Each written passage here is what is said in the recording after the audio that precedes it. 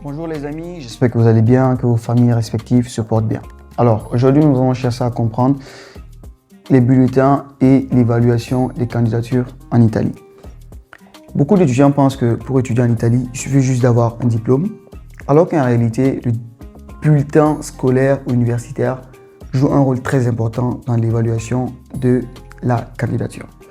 Dans cette vidéo, je vais t'expliquer comment les universités italiennes analysent les bulletins, ce qu'elles regardent vraiment, les erreurs à éviter et surtout comment maximiser tes chances, même si tes notes ne sont pas parfaites. Alors, si tu envisages étudier en Italie, cette vidéo est très importante. Reste bien jusqu'à la fin.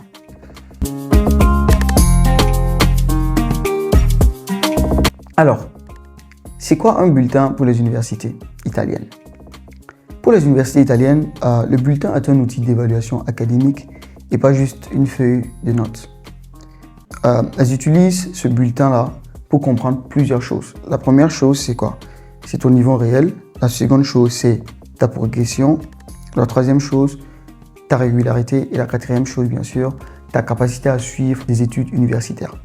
Selon ton niveau de candidature, si c'est une licence, tu auras besoin du bulletin de lycée, du diplôme du bac. Pour un master, des relevés de notes universitaires. Et pour un doctorat, bien sûr, les relevés master plus le parcours académique complet. Ce que les universités italiennes regardent vraiment, c'est quoi? La première chose, c'est les matières clés. Les universités italiennes ne regardent pas toutes les matières de la même façon. Je te donne un exemple. Si tu veux faire un master en économie, elles vont surtout analyser les mathématiques, les statistiques, l'économie, la gestion, qui sont des matières clés de cette filière-là. Si tu as une mauvaise note en sport ou en philosophie, ce n'est pas bloquant, ce n'est pas un problème parce que ce n'est pas des matières clés. Alors, elles évaluent surtout la cohérence entre ton parcours et la formation demandée. Quand je parle de cohérence, je crois qu'on se comprend. La seconde chose, c'est quoi? C'est la moyenne générale. Oui, la moyenne compte, mais ce n'est pas le seul critère. Je te donne un exemple. Une moyenne de 12 sur 20 stable sur 3 ans est souvent mieux vue qu'un 15 qui chute à 10. Une progression de 10, 12, 14 est très appréciée par rapport à une note un peu plus bas. Le système de notation. Les universités italiennes savent que l'Afrique, l'Europe, l'Asie sont des continents totalement divers et bien sûr n'ont pas les mêmes systèmes de notation. C'est donc pour cela qu'elles convertissent les notes, elles évaluent le classement et prennent en compte la difficulté du système éducatif. Et donc, une moyenne de 11 ou 12 peut être bien évaluée selon le pays. Alors, voici les erreurs très fréquentes qui font que votre candidature ne finit pas bien. Les bulletins incomplets, les notes illisibles ou mal scannées, les bulletins non traduits en italien ou en anglais, l'incohérence entre les études passées et la formation demandée, les mauvaises notes dans une matière clé sans explication. Retenez ceci, une mauvaise note n'est pas un problème. Ne pas l'expliquer par contre en est un. Alors, la quatrième chose, c'est comment compenser des notes moyennes.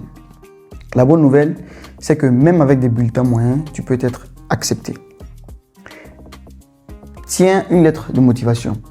En Italie, la lettre de motivation est essentielle, car à travers celle-ci, tu peux expliquer une difficulté personnelle, un changement d'orientation, une progression tardive, une maturité acquise avec le temps. Donc, c'est une chance pour toi de donner des explications suite à de mauvaises notes.